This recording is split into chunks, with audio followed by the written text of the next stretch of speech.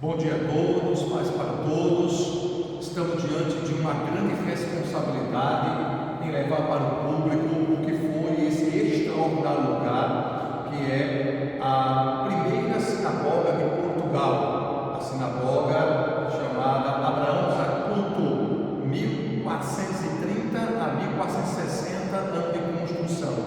E vocês estão vendo aqui uma das mais bem preservadas sinagogas aqui de Portugal. Olha a estrutura. Eu quero levar vocês para uma história brilhante, pois aqui tem muito a se dizer acerca da presença judaica na Península Ibérica.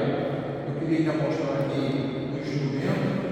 Lá em cima vocês estão vendo o chofar, o temos aqui, que vocês estão vendo na arca, aqui a Corá. Vendo? Muito bem. E aí, caminha comigo que vamos mostrar muito da história aqui na comunidade judaica que houve aqui na cidade de Tomar, com essa primeira sinagoga de Portugal. É interessante, pessoal, que aqui nesta sinagoga, até então, no ano de 1496, havia tranquilidade, até que o rei de Portugal, Dom Manuel I, ele então pede para que todos os judeus se convertam para o cristianismo. Estamos falando de um período em que toma-se conta em toda a Europa a questão da maldita Santa Inquisição. E na Santa Inquisição, os judeus teriam que se converter ao cristianismo. Então, em 1496 foi dado a eles o direito deles se mudarem de Portugal ou de se converterem. Um ano para tomar essa decisão. Então, o que aconteceu? Muitos dos judeus se converteram, outros foram embora, e outros ainda se converteram, mas eram cripto-judeus que mantinham ainda o judaísmo dentro de casa, ou seja, fora de casa eles eram judeus, eles eram cristãos, mas dentro de casa mantinha a prática judaica. Eram chamados de marramos, ou seja, porcos, tendo em vista que estes tais sofrerem muito, apesar de serem batizados para o cristianismo, mas mantinham ainda a prática e a tradição judaica.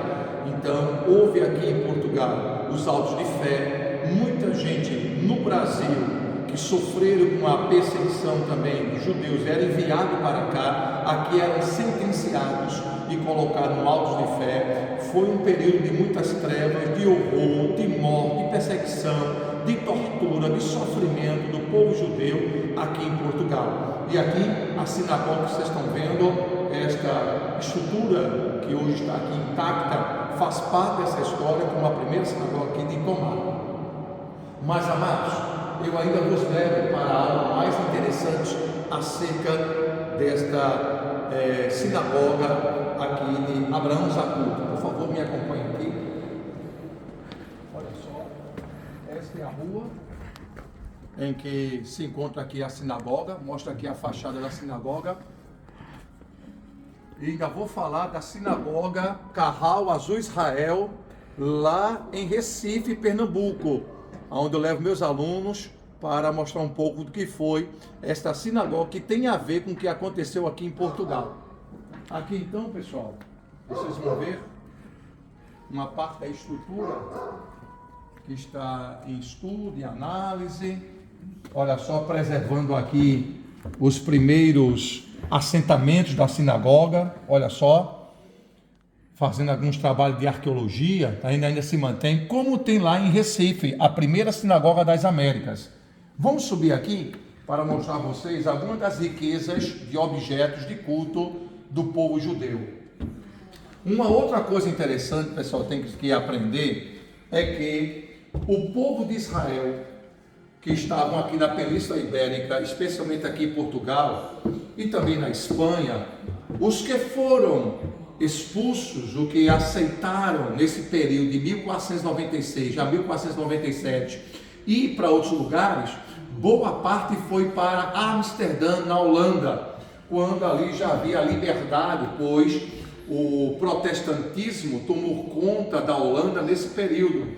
E aí o que é que acontece?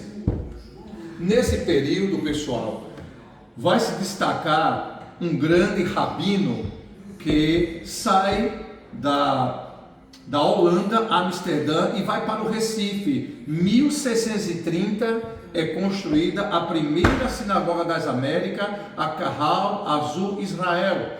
Isso quer dizer que nesta sinagoga, o primeiro rabino, Isaac Aboab, foi ele, o primeiro da América, que foi iniciado em Recife. Depois veio a segunda, na ilha de Mahatma, quando os judeus que havia no Recife foram expulsos. E aí boa parte foram para os Estados Unidos e construíram a primeira sinagoga lá na ilha de Mahatma, nos Estados Unidos da América. Então vejam, de Portugal foi para Amsterdã, de Amsterdã um grupo de judeus foram para Pernambuco, e em Pernambuco, em 1654, quando houve a grande revolução, expulsão lá dos judeus, eles então, boa parte, migraram para o interior de Pernambuco e outra parte foi para os Estados Unidos da América. Vem comigo que tem mais histórias aqui à frente. Estamos aqui na parte onde eles guardam alguns objetos. Temos aqui algumas estruturas antigas da sinagoga, aqui, que iniciou em 1430 e foi até 1460. Aqui, pessoal, acompanhe, eles têm os vídeos que mostram aqui para mostrar como foi. Temos aqui um painel interativo, mostrando aqui uma imagem de alto de fé, levado então para serem queimados pelo período da Santa Inquisição. Vocês lembram de Torquemada, né? Um dos piores inquisitores da história, né? E aqui em Pernambuco e aqui em Lisboa sofreram muitos os judeus que eram pegos dentro de Portugal, levados para Lisboa e lá eram condenados e jogados no Autos de Fé. Autos de Fé, pessoal, é aquela estrutura de madeira onde os judeus ele é amarrado e queimado vivo. Por isso que eu disse, é um período de muitas trevas, de horror para o povo judeu. Lembrando que o povo judeu vem sofrendo lá desde o Egito, quando caminha pela terra prometida, passa pelo deserto, chega na terra prometida, depois é desterrado no ano de 1700, no ano de 720, o reino do norte é completamente destruído, e aí os judeus sofrem mais uma vez, e aí passa o reino do sul, no ano de 606, sofrem, vão para a Babilônia, depois volta novamente no quinto século, através de Esdras e Neemias. Lá eles se instalam depois, desde o período lá do tempo de Cristo, e aí quando houve no ano de 70, o período da grande diáspora, sofre os judeus, se espalha por toda a Europa, e aí por toda a Europa certamente vai ter toda a parte da Península Ibérica, da Europa Central, Europa do Norte, e os judeus vai tomando conta de toda a Europa, até que chega o período da Santa Inquisição, instituída pela Igreja Católica, que reafirmada também no período da Contra-Reforma, e aí os judeus que eram culpados por conta da peste negra que tomou conta de toda a Europa, eram então julgados, sentenciados e levados à morte. Então um pouquinho aqui da saga judaica desse povo que vem sofrendo e ainda hoje sofre por estar no seu país, ainda sofre ataque de todos os lados. Portanto, a Bíblia diz para nós: orai pela paz em Jerusalém. Mas vamos mais à frente que temos aqui algo a mostrar a vocês.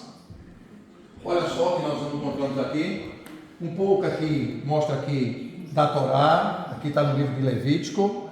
Temos aqui o talit, aquilo que ele usa no seu ombro, o judeu, né?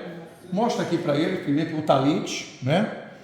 Aqui tem um pouquinho da história do livro de Tomar e a sua judiaria aqui na cidade de Tomar, cerca de 100 quilômetros da capital Lisboa. Temos aqui a mezuzá, pessoal, que é colocado no umbral da porta do lado direito, onde você passa a mão e beija, com um sinal de proteção para a família dentro de casa. Temos a Hansá, que é um símbolo que não é somente traz a representação para o povo hebreu, mas para cristãos e árabes. Está aqui. Esse aqui é o lugar onde você faz a leitura bíblica apontando ali o dedinho, ó, tá vendo? Você não toca na Bíblia hebraica, você lê justamente com isso aí. Um ato de reverência. Temos o kippá, você sabe muito bem desse símbolo, talvez um dos mais conhecidos para o povo de Deus, né? Especialmente os protestantes. O kippá é colocado aqui na cabeça. E isso aqui, pessoal, representa que acima do homem, Deus tem um domínio de tudo. Então, em ato de reverência, ele usa esse então kippá. Temos aqui a miniatura de um shofar. Tem ele bem maior, é um chifre de carneiro que dá um toque de comando para o povo de Israel. Aqui, pessoal, nós temos o cálice do Kiddush, que é colocado no período de Shabbat, coloca-se o vinho, bebe. E o que é mais conhecido também, que é a mezuzá, o candelabro. Olha só, o candelabro, vocês estão vendo? Aqui é o candelabro de 7 braços. Vocês já viram de 9 braços também, né? Que foi da festa do Hanukkah, o Hanukkah, que é uma outra situação que vai criar mais 2 braços. Mas aí é uma outra história para a gente explicar o candelabro de 9 braços. Esse é o de 7 braços, instituída por Moisés, quando é feita toda em ouro, representando aqui, tirado por uma planta que havia em Israel. E aqui vocês estão vendo o talit, o amezuzá, é colocado então, pessoal, na testa, conforme fala para nós no Shema em Israel, Deuteronômio capítulo 6, versículo 4 ao 9, ouve Israel, o Senhor vosso Deus é o único Senhor. Então ele usava essa caixinha aqui na cabeça e no braço esquerdo, está escrito lá, usarai como testeira e em teu braço. Ou seja, 4 porções da Bíblia Sagrada é colocada aqui, ó, nessa caixinha. E temos a tira de couro que pega aqui no braço esquerdo, fica uma caixinha aqui e a outra caixinha aqui. A mão esquerda ligada aqui ao coração e na cabeça fala então do seu sentimento para com Deus. É a palavra no coração e a palavra na cabeça, do braço esquerdo ligada ao coração. E aqui então vocês estão vendo esse tefilim aqui, a mezuzá, essa que é colocada na cabeça do povo judeu. Muito bem, tendo em vista isso aqui, pessoal, que é também chamado de filactério, hein, Felipe? Vamos falar isso aqui. O tefilim também é chamado de filactério, que é colocado na cabeça.